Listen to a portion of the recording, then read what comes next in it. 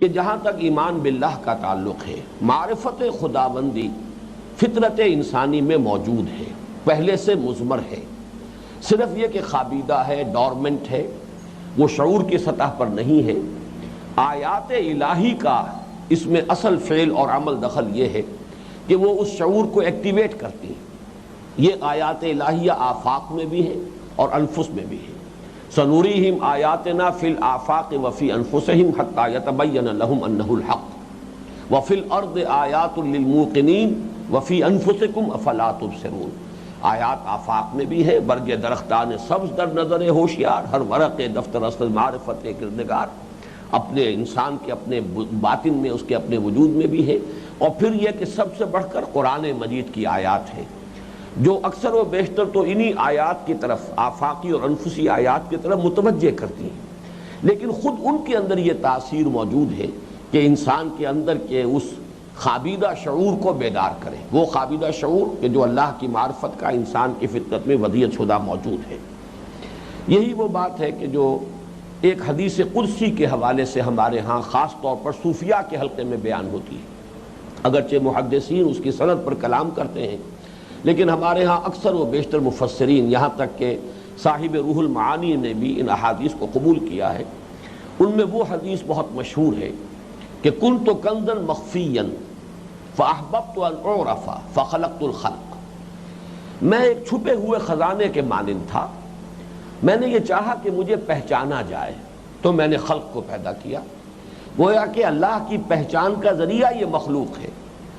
اس حقیقت ازلی نے، اس حقیقت مطلقہ نے اس خلق کا، اس تخلیق کا یہ پورا سلسلہ اسی لیے پیدا فرمایا کہ اس سے اس کی ذات کا، اس کی صفات کا ظہور ہو سکے۔ گویا کہ اس ذات نے اپنے اوپر اس تخلیق کا پردہ ڈال دیا ہے۔ اسی لیے اصغر گونڈوی کا ایک بہت پیارا شعر ہے کہ ردائے لالہ و گل پردہ ماہ و انجم، جہاں جہاں وہ چھپے ہیں عجیب عالم ہے۔ گویا کہ یہ سب جو کائنات پھیلی ہوئی ہے، اسی کے پردے میں ذات باری مخفی ہے، اللہ نے اپنے آپ کو اس میں چھپا لیا ہے۔ لیکن یہ چھپانا جو ہے، اس کی نوعیت کیا ہے، اس کے لیے مجھے یاد آئے الفاظ کہ جو امام رازی نے لکھے ہیں کسی مقام پر اپنی تفسیر میں۔ ہو سکتا ہے کوئی لفظی اس میں فرق ہو جائے میرے بیان کرنے میں، لیکن یہ کہ یہ مضمون میں پورے یقین کے ساتھ کہہ رہا ہوں کہ امام رازی نے اس کو بیان کیا ہے۔ فَسُبْحَانَ الَّذِي اخْتَفَىٰ بِنُورِهِ وَاحْتَجَبَ لِشِدَّةِ ظُهُورِهِ، پاک ہے وہ ذات جو اپنے نور میں مخفی ہو گیا ہے اور اپنے شدت ظہور کی وجہ سے چھپ گیا ہے۔ شدت ظہور کی ایک مثال یہ ہے کہ سورج ہے، سورج جب ابھی طلوع ہو رہا ہو یا غروب ہو رہا ہو تو اس کی کرنیں براہ راست آپ کی آنکھوں پر نہیں پڑ رہی ہوتی ہیں، آپ اس کا مشاہدہ بالواسطہ کرتے ہیں، لہذا کچھ نہ کچھ اندازہ ہو جاتا ہے، اس کی جو لیمیٹیشن ہے، اس کا گول دائرہ، وہ ایک ٹکیا جو ہے نظر آتی ہے۔ لیکن جب اس کی کرنیں براہ راست ہماری آنکھوں پر پڑتی ہیں تو ہماری بینائی اس کی تاب نہیں لا سکتی، آنکھیں چکا چوندھ ہو جاتی۔ یہ نہیں کہ سورج جو ہے وہ کسی خفا کے پردے میں ہے، بلکہ وہ تو اپنے شدت ظہور کی وجہ سے ہم سے اوجل ہو گیا کہ ہم نہیں دیکھ پا رہے۔ تو اللہ تعالیٰ کی آیات کا یہ معاملہ ہے۔ بہرحال یہ مضمون ہے جو قرآن مجید میں بڑی وضاحت کے ساتھ اور مختلف پیرایوں میں یہ آیا ہے، تمام مکی صورتوں میں۔ ان مدنی صورتوں میں تو یوں سمجھیے کہ 20واں رکوع سورہ بقرہ کا، 20واں رکوع سورہ آل عمران کا، ان دونوں کے آغاز میں وہ چونکہ طویل تر صورت ہے، اس میں طویل آیت آئی ہے، یہ اس کے مقابلے میں نصف صورت ہے، یہاں یہ مختصر آئی ہے، لیکن مضمون ایک ہی ہے دونوں جگہ پر، اور اس کا حاصل یہی ہے کہ اللہ تعالیٰ کی ذات کو دلیل سے نہیں پہچانا جا سکتا۔ کوئی منطق، کوئی فلسفیانہ دلیل اللہ کے وجود کو ثابت نہیں کر سکتا۔ اس کا تو ایک ہی راستہ ہے کہ ان آیات کے حوالے سے پہچانیں، اور وہ در حقیقت صرف تذکیر کا کام کرتی ہیں یہ آیات، یاد دہانی، اس لیے کہ اس کا علم جو ہے وہ تو فطرت انسانی میں پہلے سے مثمر ہے۔ اس کو مولانا روم نے بعض حکایات کے ذریعے سے بڑی خوبصورتی سے واضح کیا ہے۔ مثلا ایک حکایت ہے کہ ایک سنگ تراش تھا کہ جو پتھروں سے تراش لیتا تھا، کہیں شیر کی صورت بنا لی، شیر کا مجسمہ بنا لیا، کہیں ہاتھی تراش لیا۔ تو چھوٹا سا بچہ اس کا تھا، اس کا بیٹا، اس نے پوچھا بابا آپ یہ ہاتھی کیسے بنا لیتے ہیں، آپ یہ پتھر سے شیر کیسے بنا لیتے ہیں؟ تو سنگ تراش نے جواب دیا بیٹا ہاتھی اور شیر تو پتھر میں موجود تھا، اس پر کچھ پردے پڑے ہوئے تھے، میں نے وہ پردے ہٹا دیے۔ ظاہر بات ہے کہ وہ پتھر جو ہے اس کے اندر گویا کہ اس نے اپنے چشم تصور سے ہاتھی کو دیکھا ہے، ہاتھی موجود ہے، لیکن کہاں سے کتنا ہٹا دیا جائے، کہاں سے کتنا تراش دیا جائے، کہاں سے اپنی چھینی کی مدد سے کتنا جو ہے دور کر دیا جائے، تو اندر سے وہ ہاتھی جو ہے برآمد ہو جائے گا۔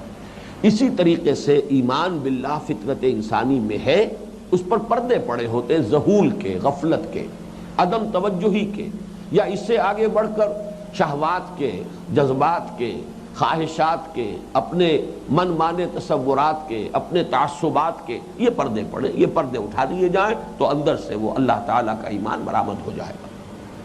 اسی کو ایک اور بڑی بہت ہی بلیغ جو ہے حکایت کے پیرائے میں مولانا روم نے بیان کیا ہے کہ چین اور غالباً ایران کے مصوروں کا مقابلہ ہوا کہ کون زیادہ ماہر فن ہے، اور یہ کسی چین کے بادشاہ کے دربار میں ہوا۔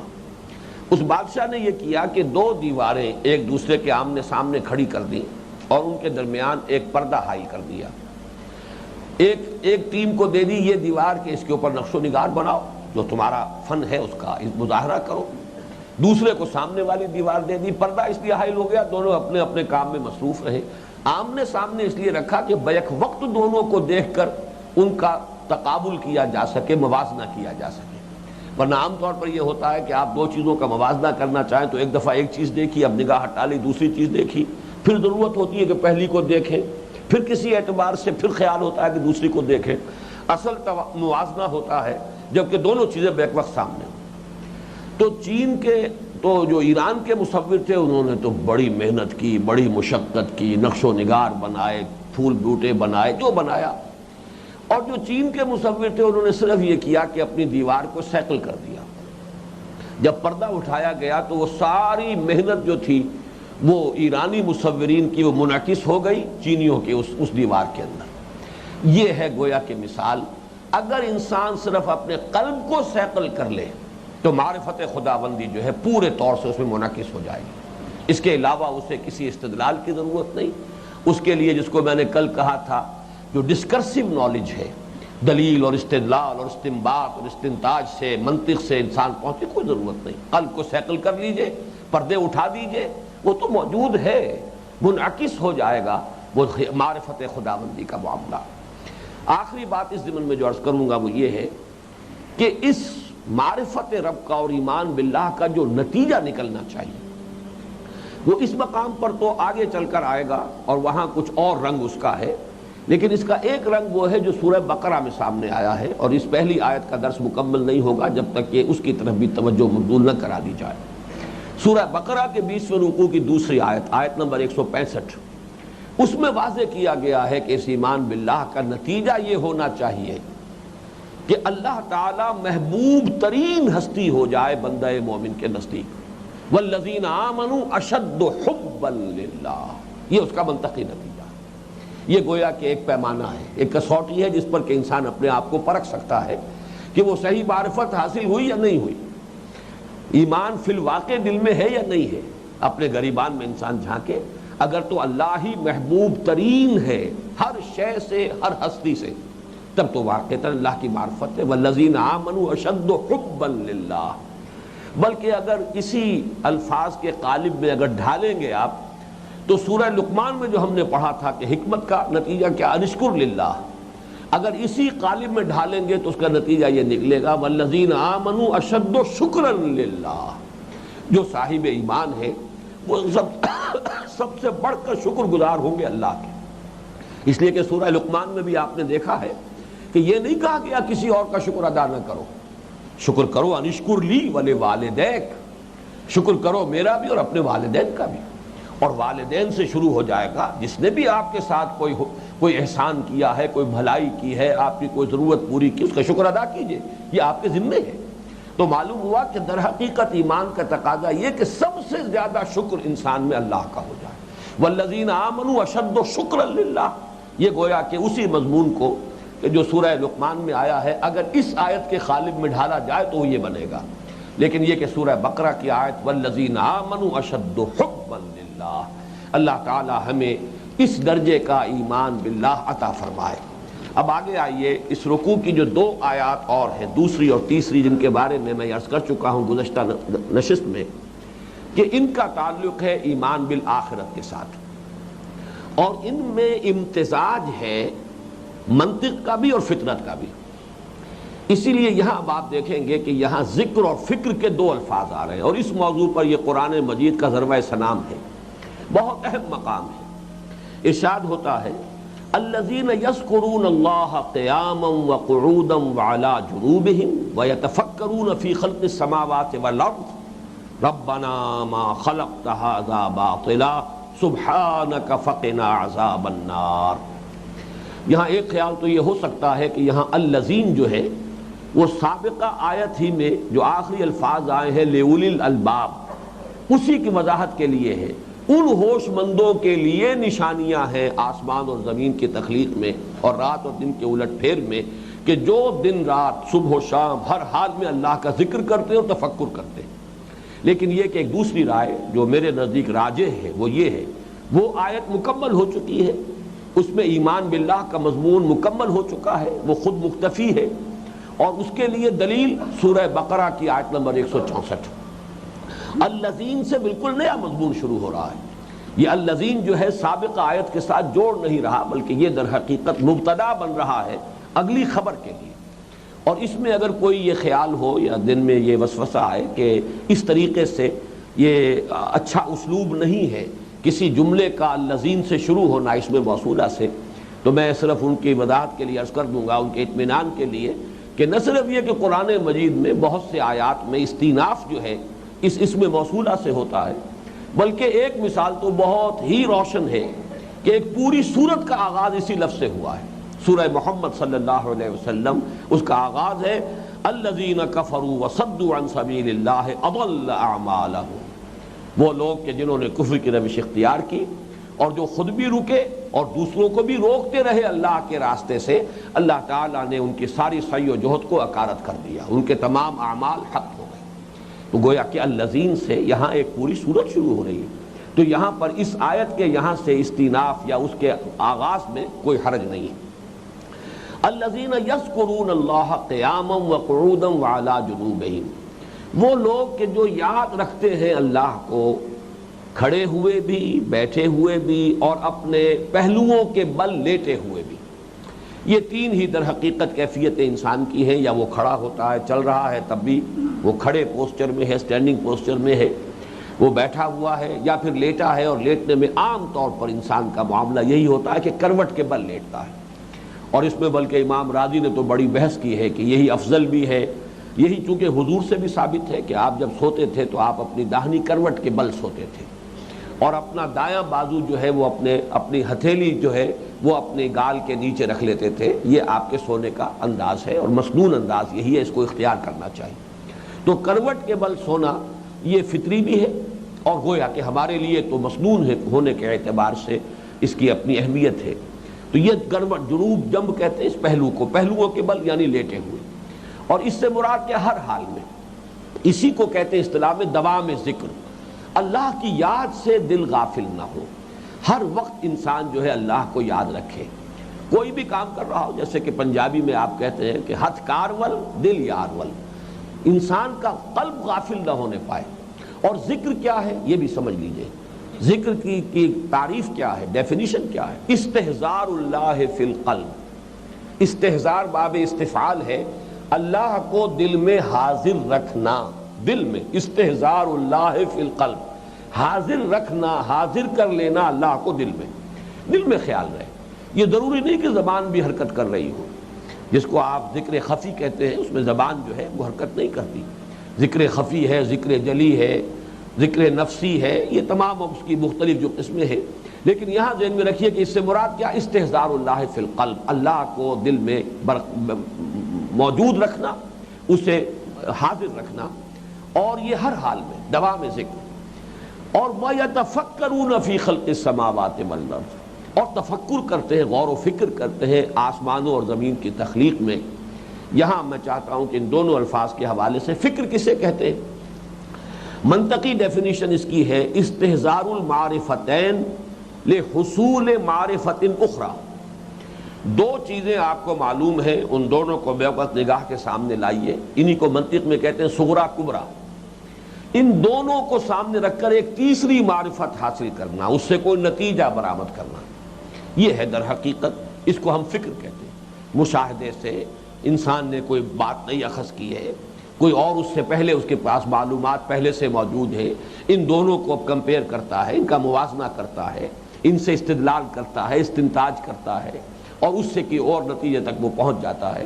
تو استحضار المعرفتین لحصول معرفت اخری، دو معرفتوں کو، دو جانی پہچانی چیزوں کو بیک وقت سامنے رکھ کر اور ایک تیسری حقیقت تک، تیسری معرفت تک رسائی حاصل کرنا، یہ فکر ہے۔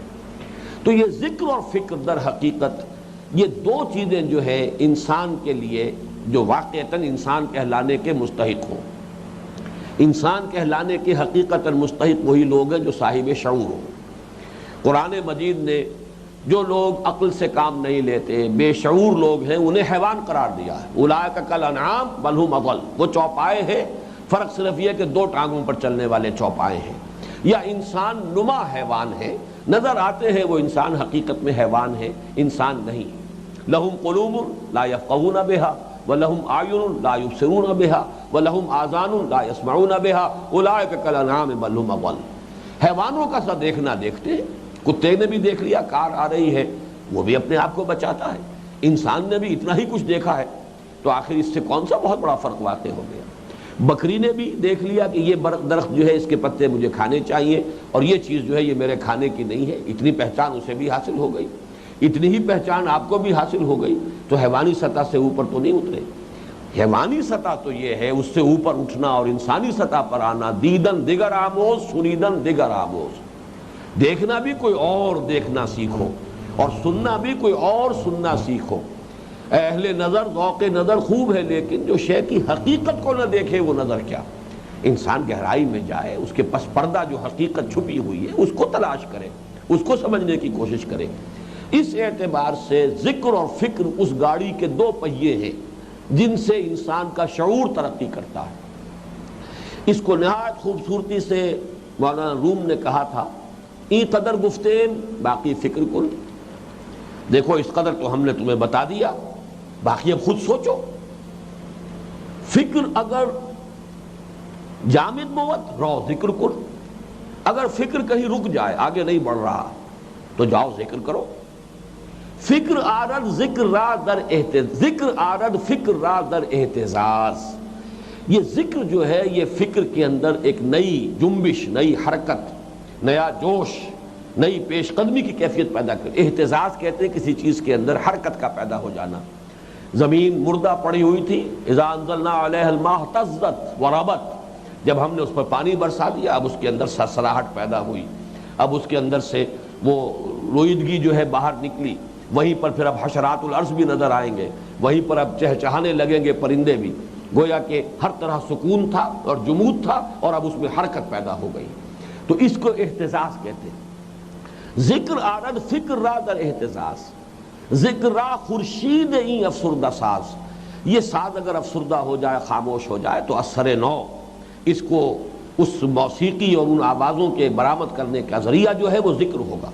تو یہ ذکر اور فکر کا یہ اختلاط، علامہ اقبال نے اس کو، واقعہ یہ کہ مضمون تو وہی ہے، اور الفضل للمتقدمی کے حوالے سے زیادہ فضیلت تو مولانا روم ہی کی ہوگی، ان سے یہ فکر مستعار لیا، یہ مضمون، یہ خیال، یہ تصور علامہ اقبال نے، لیکن پھر جس انداز میں بیان کیا ہے وہ مولانا روم سے بہت آگے ہے، اس میں کوئی شک نہیں کہ یہاں پیر ہندی جو ہے وہ مرید رومی سے بہت آگے بڑھ گیا ہے، اور یہ خاص طور پر ہماری اس تحریک کے اعتبار سے تو بہت ہی ذو معنی ہے، یہ بہت ہی حکمت سے بھرے ہوئے اشعار ہیں۔ جز بقرآن زیغمی روباہی است، قرآن کے بغیر اگر شعری بھی ہے تو وہ لومڑی پن ہی ہے، اس کے سوا کچھ نہیں۔ شعر بھی اصل میں قرآن کے بغیر، قرآن کے ساتھ ہی کوئی انسان شعر بن سکتا ہے۔ اسد اللہ، اللہ کا شعر بنے گا قرآن کے ذریعے، ورنہ تو یہ روباہی ہے، چالاکی تو آ جائے گی، ہوشیاری آ جائے گی، ورلڈلی وائز ہو جائے گا انسان، جس کو آپ دنیا کے اعتبار سے کہتے ہیں چالاک اور ہوشیار انسان، لیکن حقیقت میں وہ جو شے مطلوب ہے وہ پیدا نہیں ہوگی، وہ قرآن سے پیدا ہوگی۔ جزب قرآن زیغمی روباہی است، فقر قرآن اصل شاہنشاہی است۔ اصل شہنشاہی جو ہے وہ تو فقر قرآن سے حاصل ہوتی ہے۔ فقر قرآن، سلوک قرآن، قرآن کا تصوف کہیے، وہ کیا ہے؟ فقر قرآن اختلاط ذکر و فکر۔ یہ قرآن کا فقر جو ہے، اس کا جو سلوک ہے، اس کا جو تصوف ہے، یہ اختلاط ذکر و فکر سے وجود میں آتا ہے۔ ذکر بھی ہو، فکر بھی ہو، یہ دونوں چیزیں شامل ہوں گی تو جو مطلوبہ نتائج ہے، جو اسلام پیدا کرنا چاہتا ہے، جن تک قرآن انسان کو پہنچانا چاہتا ہے، ان تک رسائی حاصل ہوگی۔ فکر را کامل نہ دیدم جز بے ذکر، میں نے تو فکر کو کبھی بھی کمال تک پہنچتے نہیں دیکھا جب تک کہ ذکر ساتھ شامل نہ ہو۔ یہ ذکر و فکر جو ہے اس آیت کے حوالے سے دیکھیے، الذین یذکرون اللہ قیاما وقعودا وعلی جنوبہم، دوام ذکر، اور اس کے بعد وَيَتَفَكَّرُونَ فِي خَلْقِ السَّمَاوَاتِ وَالْأَرْضِ۔ اس وقت دنیا میں کیا ہو رہا ہے؟ یہ فکر، مشاہدہ، غور، سوچ، بچار، سائنس سب ہے، لیکن وہ ذکر والی آنکھ اندھی ہے۔ ایک آنکھ بہت کھلی ہوئی، یہی دجالیت ہے، یہی یک چشم معاملہ ہو چکا ہے کہ یہ ذکر سے انسان بیگانہ ہے۔ ہمارے ہاں کے دانشور قرآن مجید کا بھی اگر حوالہ دیں گے تو یہ نہیں ہے کہ قرآن پر کبھی غور و فکر کیا ہے، بلکہ وہ کہ ڈکشنریوں کے حوالے سے اور کہیں ریفرنس بکس کے حوالے سے کہیں الٹا سیدھا جو ہے قرآن کا حوالہ دے دیں گے، ورنہ یہ کہ اس ذکر کا خانہ ان کی زندگی میں ہے ہی نہیں، صرف دانش ہی دانش ہے۔ تو یہ دانش اور یہ فکر جو ہے بغیر اس ذکر کے، یہ تو پھر کسی ٹیڑھی سمت میں انسان کو لے جائے گی۔ یہ تو دجالیت کا ایک ذریعہ ہے، اس کا نتیجہ دجالیت ہے، جب تک کہ یہ دونوں چیزیں ساتھ نہ ہو، ذکر بھی ہو اور فکر بھی۔ بدقسمتی سے دوسری انتہا بھی ہمارے ہاں، جو حلقے ذاکرین کے ہیں وہ فکر سے بالکل خالی ہے، وہاں سوچ بچار نہیں، وہ نہ یتفکرون فی خلق السماوات والارض، ادھر ان کا رخ ہی نہیں۔ یہ چیزیں انہوں نے چھوڑی ہوئی ہیں کفار کے لیے، گویا کہ یہ کوئی سیکولر مضامین ہے، گویا کہ ان کا کوئی تعلق جو ہے دین سے نہیں ہے، جبکہ قرآن یہ کہتا ہے کہ کائنات کی ہر شے اللہ کی نشانی ہے۔ تو ہمارے لیے تو ایک اعتبار سے یہ پوری یہ کتاب فطرت جو ہے، در حقیقت یہ خود ایک قرآن ہے، یہ کتاب فطرت خود قرآن ہے ایک اعتبار سے، اور آیات قرآنیہ در حقیقت انہی کی طرف اشارے کر رہی ہیں۔ افلا ينظرون الى الابل كيف خلقت والى السماء كيف رفعت والى الجبال كيف نصبت والى الارض كيف سطحت۔ تو اس اعتبار سے یہ اختلاط ذکر و فکر نہایت ضروری ہے۔ جز بقرآن زیغمی روباہی است، فقر قرآن اصل شاہنشاہی است۔ فقر قرآن اختلاط ذکر و فکر، فکر را کامل ندیدم جز بے ذکر، جب تک ذکر ساتھ نہ ہو فکر کو میں نے کبھی کامل ہوتے نہیں دیکھا، کبھی بھی یہ فکر جو ہے صحیح نقطے تک اور صحیح نتیجے تک انسان کو نہیں پہنچائے گا۔ اب یہ تو ہوا ذکر و فکر کے ضمن میں اصولی گفتگو کا معاملہ۔ آگے بڑھیے، یہاں اس سے مراد کیا ہے؟ دیکھیے، کائنات کی گتھی کو سلجھانے میں اور حقائق تک رسائی حاصل کرنے میں پہلا قدم تو، جیسا کہ میں نے پہلے عرض کیا تھا، یہ سپونٹینیس ہے۔ یہ تو ان آیات الہی کے مشاہدے سے انسان کے قلب میں سے اللہ کی معرفت ابھر کر اس کے شعور کی سطح پر آئے گی اور ایمان باللہ کی شکل اختیار کر لے گی۔ اب جب یہ سرا ہاتھ میں آ گیا ہے، بڑا پیارا مصرع ہے، ڈور کو سلجھا رہے ہیں اور سرا ملتا نہیں۔ اگر کوئی الجھی ہوئی ڈور ہو، اس کو سلجھانے کے لیے آپ کو پہلا کام کیا کرنا پڑتا؟ اس کا ایک سرا تو تلاش کیجیے نا، اور وہ سرا ہاتھ میں آ جائے، اس کو ہاتھ سے مت جانے دیجیے، تب تو آپ ڈور کو آگے درجہ بدرجہ سلجھا لیں گے۔ لیکن پھر آپ نے وہ سرا ہاتھ سے چھوڑ دیا تو پھر دوبارہ آپ الجھ کر رہ گئے۔ تو جو الجھی ہوئی ڈور ہے، اس کا سرا اگر ہاتھ میں آ گیا، اسے مضبوطی سے تھامیے اور مزید سلجھانے کی کوشش کیجیے۔ اس کائنات کی الجھی ہوئی ڈور کا اصل سرا کیا ہے؟ ایمان باللہ۔ جب ایمان باللہ تک رسائی حاصل ہو گئی، اب اسے مضبوطی سے تھام لیجیے، یہ ذہن سے اوجل نہ ہونے پائے، یہ آپ کے قلب سے جو ہے یہ غائب نہ ہونے پائے، یہ دوام ذکر ہو، استحضار اللہ فی القلب۔ اب مزید غور و فکر کیجئے، مزید سلجھائیے اس الجھی ہوئی ڈور کو۔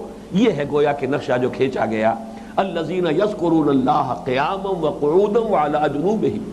اس الجھی ہوئی ڈور کا سرا اللہ، ایمان باللہ، معرفت خداوندی، اس کو مضبوطی سے تھامو اور مزید غور و فکر کرو، مزید سلجھاؤ، تفکر کرو۔ وَيَتَفَكَّرُونَ فِي خَلْقِ السَّمَاوَاتِ وَالْأَرْضِ۔ تو اب ایک نتیجے تک پہنچو گے کہ پکار اٹھو گے ربنا ما خلقت ھذا باطلا، اے رب ہمارے تو نے یہ سب کچھ بیکار پیدا نہیں کیا، عبث پیدا نہیں کیا۔ اب اس لفظ پر غور کیجئے، باطل حق کی نقیض ہے، حق کی ضد باطل ہے، لیکن حق کے معنی جیسا کہ ہم نے سورۃ العصر کے ضمن میں بڑی تفصیل سے اس پر گفتگو کی تھی، حق کے کئی معنی۔ حق وہ شے جو فی الواقع موجود ہو، باطل وہ جو نظر تو آئے حقیقتاً موجود نہ ہو۔ سراب باطل ہے اس لیے کہ اس کا کوئی وجود نہیں، پانی نظر آ رہا ہے حقیقتاً پانی نہیں۔ اسی طریقے سے جو شے عقلاً ثابت ہو وہ حق، جو ثابت نہ ہو وہ باطل۔ اسی طرح جو اخلاقاً ثابت ہو شے وہ حق ہے، والدین کا یہ حق ہے اولاد پر، پڑوسی کا یہ حق ہے پڑوسی پر اخلاقاً، تو جو وجوب اخلاقی ہے وہ بھی حق، اور جو شے اخلاقاً ثابت نہیں ہے وہ باطل ہے۔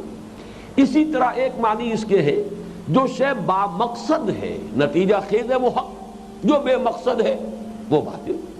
اور اس معنی میں اس کی جو وضاحت ہوئی ہے، جیسے کہ پہلی آیت کا مثنیٰ ہمیں سورہ بقرہ میں ملا، اسی طرح اس آیت کا مثنیٰ آپ کو ملے گا سورہ مومنون کے آخری حصے میں۔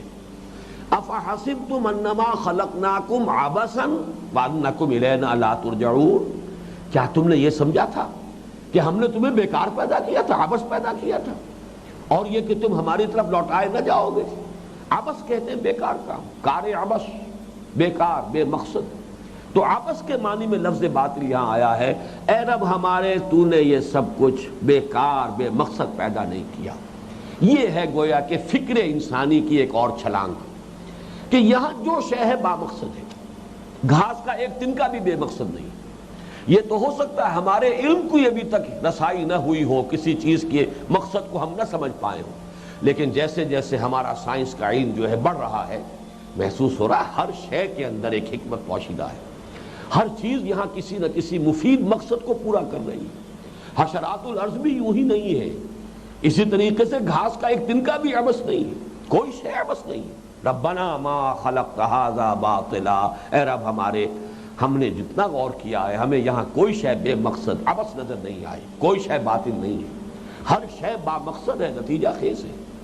اب یہاں تو ہوا فکر کا معاملہ، اس پر اضافہ کیجئے جو اگرچہ تفصیل یہاں نہیں ہے، لیکن اس تفصیل کو قرآن مجید کے دوسرے مقامات سے اگر ہم اس کا صغرا کبرا جمع کریں گے تو وہ یہ ہے کہ فطرت انسانی میں جو شے مضمر ہے، اور یہ بار بار ہمارے درس میں آ رہی ہے، درس ثالث سے شروع ہو کر سورہ لقمان کے دوسرے رکوع سے، فطرت انسانی میں نیکی اور بدی کا امتیاز اور فرق یہ ودیت شدہ ہے۔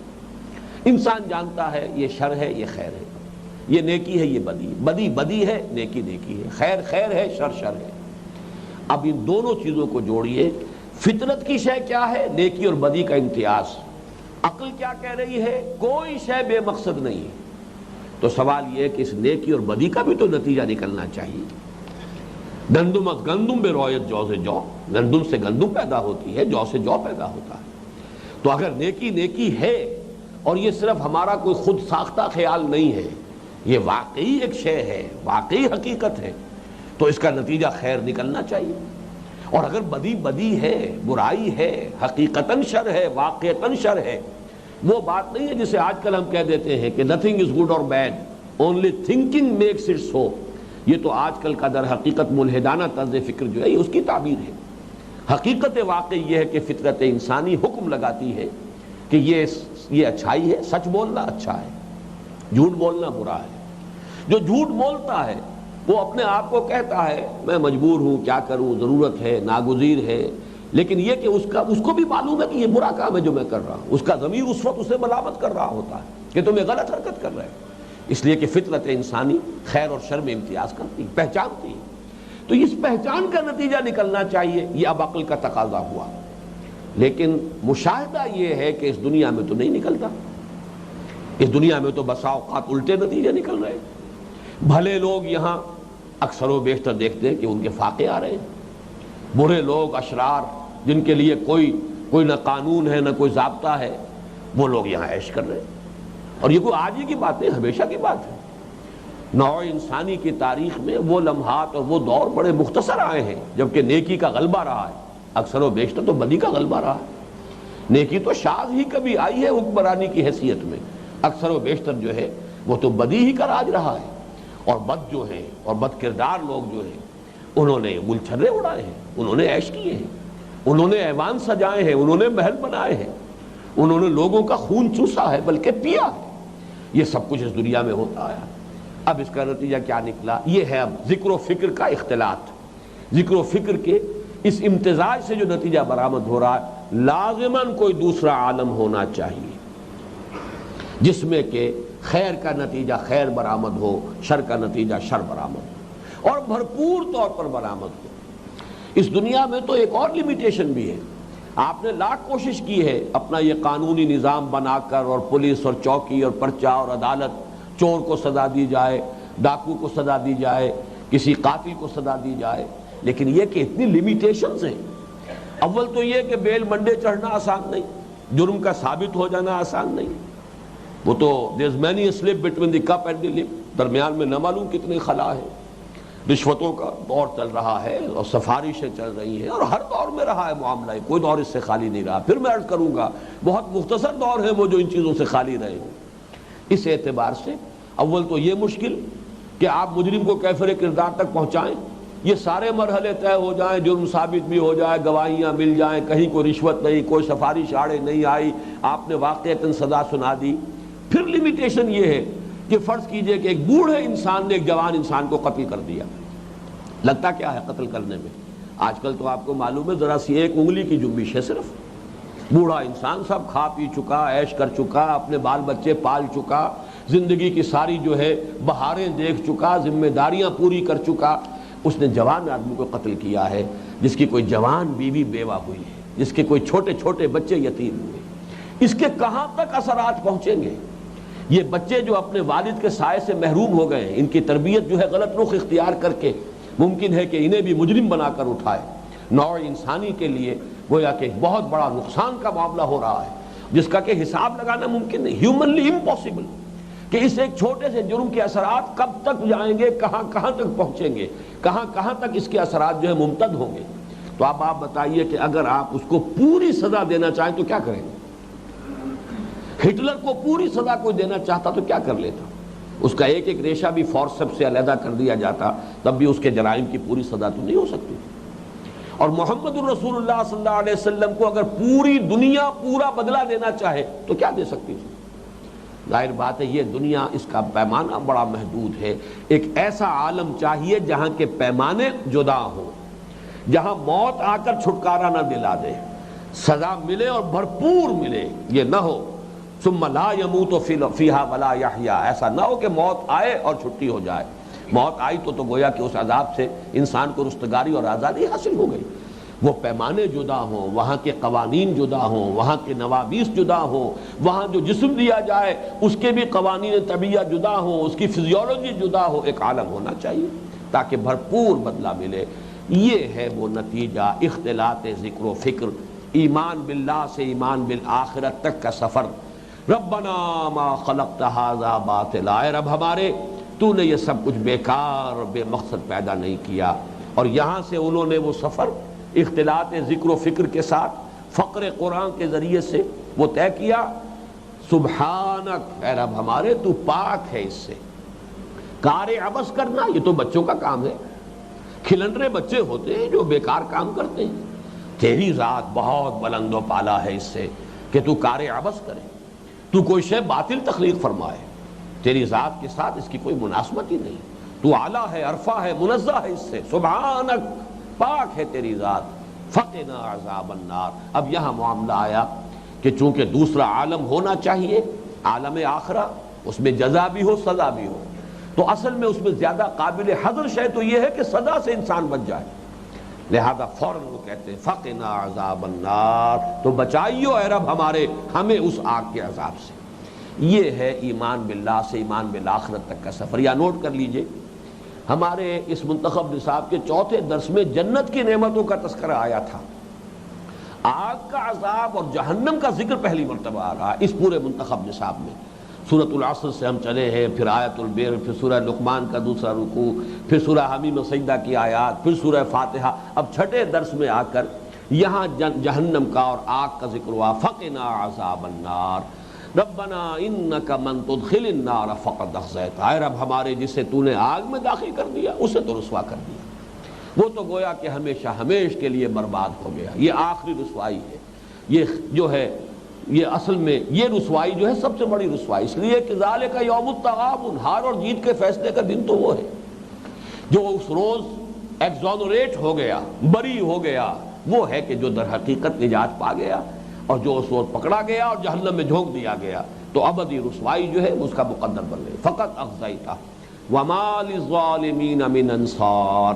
اب ایک خیال ہو سکتا ہے کہ جو مذاہب باطلہ نے پیدا کیا ہے، ایک چور دروازہ، کوئی بچانے والا، کوئی چھڑانے والا، کوئی سفارش کرنے والا، کوئی اتنا زوردار اور کوئی اتنا صاحب اختیار کہ جو اللہ کے اس عدل کے راستے میں رکاوٹ بن جائے، اللہ کے فیصلوں کو بدلنے کا سبب بن جائے، ذریعہ بن جائے، یہ ہے کہ جس کی نفی کر دی گئی۔ ظالموں کا کوئی مددگار نہیں ہوگا۔ یہ بات آ چکی ہے سورہ فاتحہ میں، مالک یوم الدین، اور میں نے عرض کیا تھا کہ اس میں اصل زور مالک یوم الدین، مالک کے لفظ پر ہے۔ مختار مطلق جو ہے اس جزا و سزا کے دن کے فیصلے کا اللہ ہے۔ لمن الملک اليوم للہ الواحد القہار، وہاں تو آخری اختیار، آخری فیصلہ اللہ کے ہاتھ میں، اس کے عدل کے راہ میں کوئی رکاوٹ نہیں بن سکے گا۔ مرثی اپیل ہے لیکن وہ بھی کسی بنیاد پر ہے، وہ بھی اللہ تعالیٰ کی آخری اختیار کے تابع ہے۔ شفاعت حقہ ہے، شفاعت باطلہ کی نفی ہے۔ کسی کے اندر اتنا زور نہیں ہے کہ وہ اپنی بات اللہ سے منوا لے، کسی کا یہ مقام نہیں ہے کہ جو عدل کی راہ میں رکاوٹ بن جائے، جیسے کہ سورہ بنی اسرائیل کے آخر میں فرمایا وَلَمْ يَكُنْ لَهُ وَلِيٌّ مِّنَ الذُّلِّ۔ دنیا میں تمہارے ہاں تصور جو ہے دوستی کا وہ یہ ہے کہ دوست کی بات کبھی ناجائز بھی ماننی پڑتی ہے۔ دوستیاں انسان پالتا ہے کہ کبھی میرے کام آئے گا یہ میرا دوست، آج مجھے اس کی بات ماننی پڑ رہی ہے تو کبھی میں بھی اپنی بات اس سے منوا سکوں گا، کبھی مجھے اس کی ضرورت جو ہے پیش آ سکتی ہے، اس کی مدد کی، اس کے تعاون کی۔ اللہ تعالیٰ کے دوست ہیں لیکن اس وجہ سے نہیں کہ اللہ کو کوئی کمزوری لاحق ہے، کوئی ضعف لاحق ہے، کہ کوئی بیچارگی ہے جس میں اسے کسی کی مدد کی احتیاج ہو، جس کی بنا پر کہ وہ اس کی کوئی غلط بات بھی ماننے پر مجبور اپنے آپ کو پائے۔ معاذ اللہ ثم معاذ اللہ ثم معاذ اللہ، اس کے دوست ہیں لیکن کسی کمزوری کی بنا پر نہیں۔ جیسے کہ آخری آیت جو ہے، جیسے میں نے 12 عرض کیا ہے، وہ توحید کے بہت بڑے خزانوں میں سے خزانہ ہے۔ وَقُلِ الْحَمْدُ لِلَّهِ الَّذِي لَمْ يَتَّخِذْ وَلَدًا وَلَمْ يَكُنْ لَهُ شَرِيكٌ فِي الْمُلْكِ وَلَمْ يَكُنْ لَهُ وَلِيٌّ مِّنَ الذُّلِّ وَكَبِّرْهُ تَكْبِيرًا۔ تو یہاں پر بھی وہی بات فرمائی وَمَا لِلظَّالِمِينَ مِنْ أَنصَارٍ۔ اور ظلم کا اب آپ نوٹ کر لیجئے کہ یہاں پہ اس کا مفہوم کیا ہوگا اگر ہم اپنے درس ثالث کی طرف پھر رجوع کریں۔ یا بنی لا تشرک باللہ ان الشرک لظلم عظیم، اور اسی آیت کا حضور نے ایک مرتبہ حوالہ بھی دیا تھا جب سورہ انعام کے اندر آیت نازل ہوئی، ای الفریقین احق بالامن ان کنتم تعلمون الذین آمنوا ولم یلبسوا ایمانہم بظلم اولئک لہم الامن۔ تم خود غور کرو کہ مشرکین اور موحدین میں سے کون سا گروہ ہے کہ جو امن کا زیادہ مستحق ہے۔ یقیناً وہی لوگ امن کے اور اطمینان اور سکون کے اور خاطر قلب کے مستحق ہوں گے، جمع خاطر کے، کہ جو ایمان لائے اللہ پر اس شان کے ساتھ کہ اس کے ساتھ ظلم نہ کرے، ظلم کی آمیزش نہ ہونے دے۔ صحابہ گھبرا گئے، ایسا شخص کون ہوگا جس نے کسی پر بھی کوئی ظلم نہ کیا ہو، اپنے ہی اوپر ظلم کر بیٹھتا ہے انسان۔ تو حضور نے فرمایا کہ نہیں، یہاں مراد ظلم سے شرک ہے، جیسے کہ سورہ لقمان میں آیا یا بنی لا تشرک باللہ ان الشرک لظلم عظیم۔ البتہ یہ کہ اس شرک کی وہ اقسام جو ہم پڑھ چکے ہیں ان تمام اقسام کو ذہن میں رکھیے، شرک کرنے والوں کا کوئی مددگار نہیں ہوگا۔ وما للظالمین من انصار۔ ان دو آیات میں جو اس ہمارے درس سادس کی یہ دوسری اور تیسری آیات ہیں، ان میں یہ ایمان کی طرف تدریجی جو ارتقاء ہو رہا ہے، اسی کے لیے لفظ میں نے استعمال شاید اس مرتبہ نہیں کیا، سنتھسس آف ایمان، ایمان کی ترکیب، سنتھسائز کیسے ہوتا ہے ایمان، کس طرح اس کے اجزاء تدریجاً اس کی ترکیب ہوتی ہے، ان کے اندر جو ہے ایک ترتیب قائم ہوتی ہے، ایمان باللہ اور اس کے بعد یہ ایمان بالآخرہ، اور انہی دونوں کو عنوان دیا ہے حضرت شیخ الہند رحمۃ اللہ علیہ نے ایمان عقلی کا۔ بارک اللہ لی ولکم فی القرآن العظیم ونفعنی وإیاکم بالآیات والذکر الحکیم۔